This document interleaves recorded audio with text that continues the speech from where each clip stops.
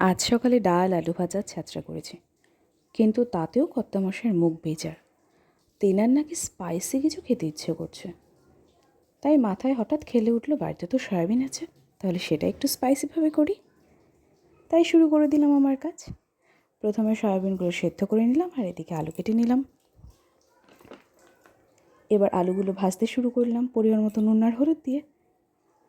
আলুগুলো ভাজা হয়ে গেলে সয়াবিনগুলো ভেজে নেব। আর এতেও যে নুন আর হলুদ দিতে হবে সেটা তো সবাই জানো। আর এদিকে মশলা গুছিয়ে ফেললাম, জিরে, রসুন, আদা, শুকনো লঙ্কা আর পেঁয়াজ। মশলাটা এবার বেটে নেব।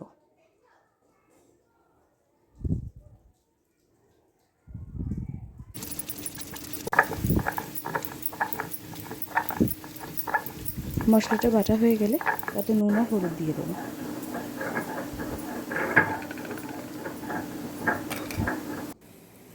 এবার কড়াইতে তেল দিয়ে জিরে ফোড়ন দিয়ে পেঁয়াজগুলো ভেজে নেব।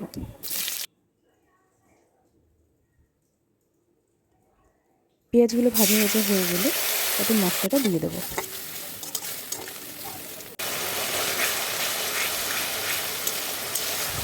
মশলাটা দিয়ে অনেকক্ষণ ধরে কষিয়ে যখন মশলাটা কষে আসবে তাতে ভেজে রাখা আলু আর সয়াবিনগুলো দিয়ে দেবো।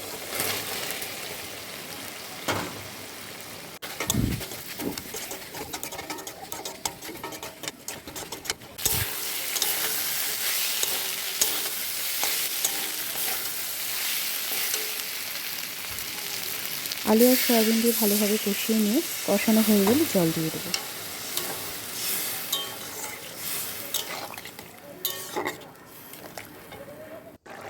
আগে থেকে গরম মশলা বেটে রেখেছিলাম, তাই ঝোলটা ফুটে এলে গরম মশলাটা দিয়ে দেবো।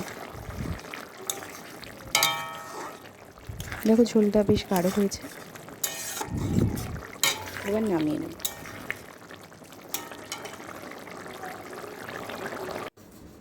সবাইটা মাখা মাখা করেছি, এবার মনে হয় কর্তামশাইয়ের মুখটা ঠিক হবে। সবাই লাইক করো।